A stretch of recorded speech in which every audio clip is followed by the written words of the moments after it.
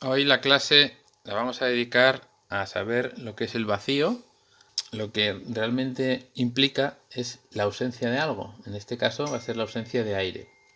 Porque no sé si sabéis vosotros que lo que vosotros medís, el espacio que ocupáis en la Tierra viene dado por la gravedad, que hace que tire de vosotros hacia abajo la Tierra, y por otra cosa que es la presión atmosférica, que es todo el aire que tenemos encima que nos está aplastando la cabeza. Realmente eso hace que las cosas pesen más o menos. Como por ejemplo aquí veis, este bote con nubes tiene un tamaño, como veis, muy pequeñito, está tranquilamente dentro del bote.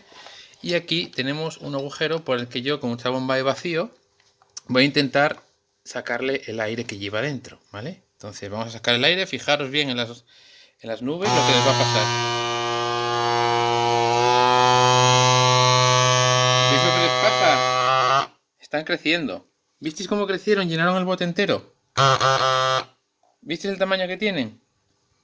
Esto lo que ocurre es que todo el aire que tenían dentro intenta escapar. Y una vez que escapa, además, el aire que había alrededor aplastándolas, la presión atmosférica, que es de una atmósfera, me la he llevado en la máquina. Y ya no dejo que vuelva. Todo el aire de la Tierra ahora mismo está intentando entrar por el agujerito. Pero como lo tengo tapado, no puede.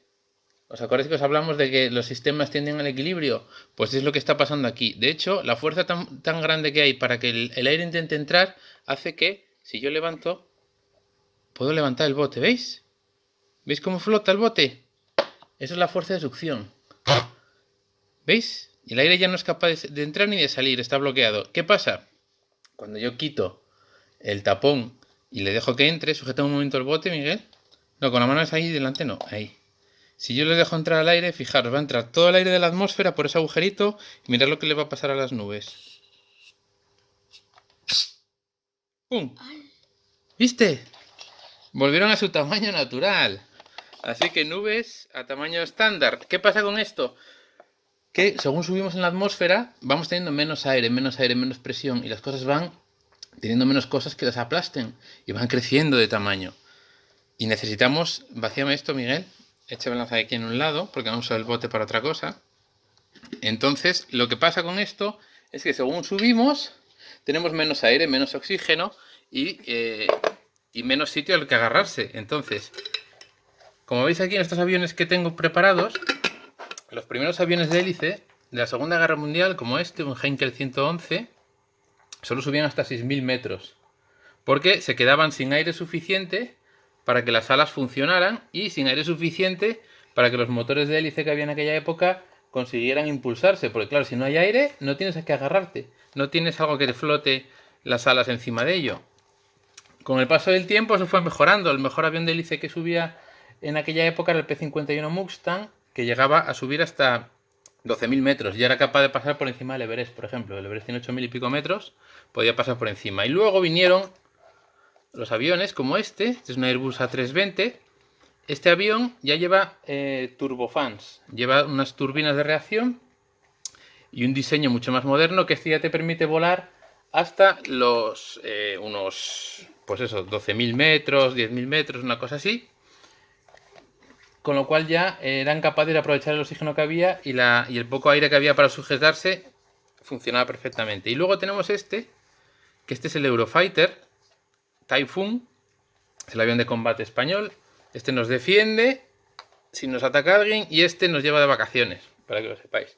Este avioncito es un avión muy moderno y muy potente y lo que nos consigue es volar ya, ¿sabéis hasta dónde?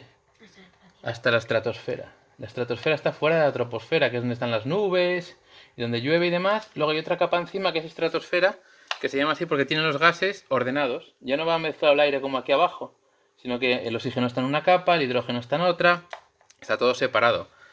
Este avión es capaz de hacerlo, puede subir hasta 19.000 metros, ¿vale? Más de 2 veces el Everest, imaginaros. Y después de este hay otra cosa que se llaman globos meteorológicos estratosféricos, que son parecidos a este globo, este guante que he preparado aquí, que pueden subir hasta 50 kilómetros casi. Los mejores, los de la NASA, llegan hasta 50 kilómetros y tienen 300 metros de altura, de largo, cuando se lanzan desde la Tierra. Y cuando llegan arriba, ¿sabéis lo que pasa? Abren aquí, Miguel, otra vez. Echa eso adentro, María. Así hacia abajo. Lo que pasa, cierra Miguel, es que los globos, cuando tienen un tamaño en la Tierra en el que los lanzamos, ¿vale? Según van subiendo, lo que les va a pasar es que ya hay menos presión, entonces fijaros lo que le pasa al globo.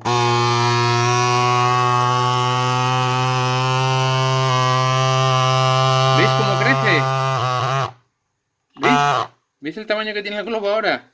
Que tenemos el dedo gigante.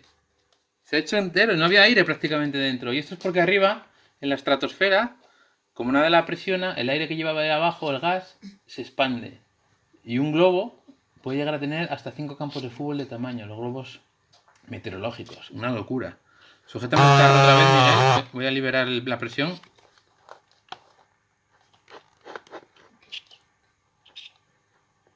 No se deja. Ahí, ¿veis? Cuando quito la presión, el tamaño del guante ya vuelve otra vez a su estándar. Entonces, esto es lo que ocurre. ¿Qué pasa con los líquidos, por ejemplo? Esto es un gas. Pues con los líquidos lo que ocurre cuando subimos es que, fijaros, este agua caliente. Yo echo aquí el agua caliente. ¿Y qué sabemos del agua caliente?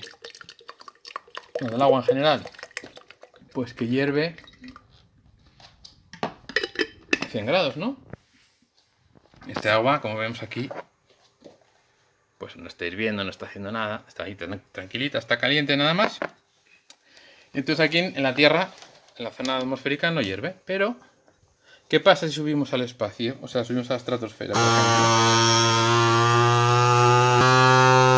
Fijaros en el agua. Mira, ¿visteis? ¿Visteis?